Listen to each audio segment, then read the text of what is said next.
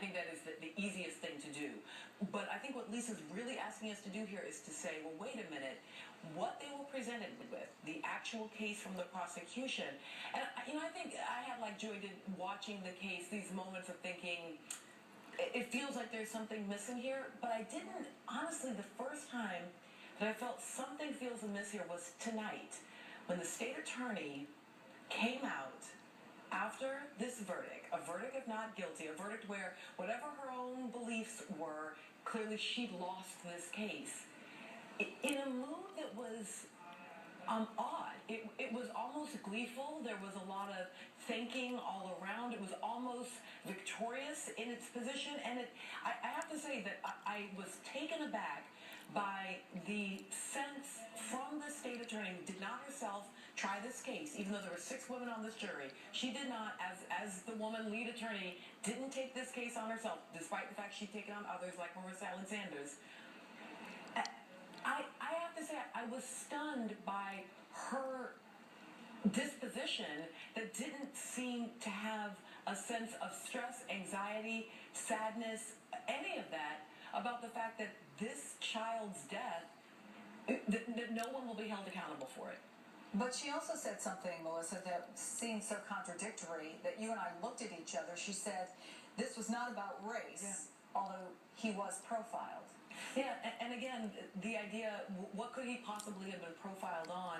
I assume that she must have meant somehow that he was profiled because he was young and outside in the evening.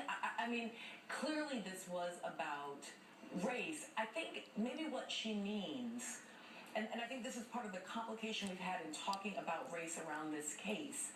If I'm being my most sort of giving in my analysis around race here for her, it's that we don't have evidence of, nor, let me be clear, do we need evidence that George Zimmerman is himself an active, rabid racist, someone who uses racial terminology or who says that he hates black people or believes that black people are unequal.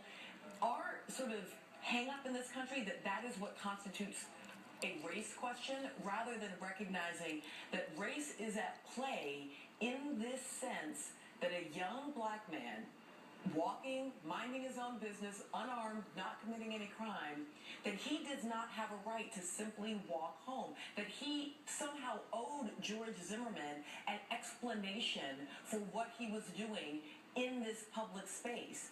And by the way, of course, the whole case resting on that if this child turned around and was being followed by an armed stranger who we know had the willingness to use deadly force against him, and we know this because he did in fact use deadly force against him, that this young man did not have the right to stand his ground.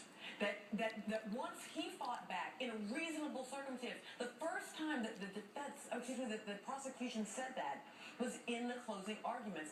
It feels to me that from the beginning, they should have been making an argument that Trayvon Martin had a right to be afraid, he had a right to fight back against a stranger who was armed and prepared to use deadly force against him. And race came into this case. I mean, let's be clear about that. I watched the entire case. It was brought in by the defense over and over again in the most pernicious way, because the defense's argument was that there was a white woman in the neighborhood who had been burglarized by an African-American burglar, and therefore it was appropriate for George Zimmerman to look out the window of his SUV at a young African-American male and conclude that he was probably a criminal.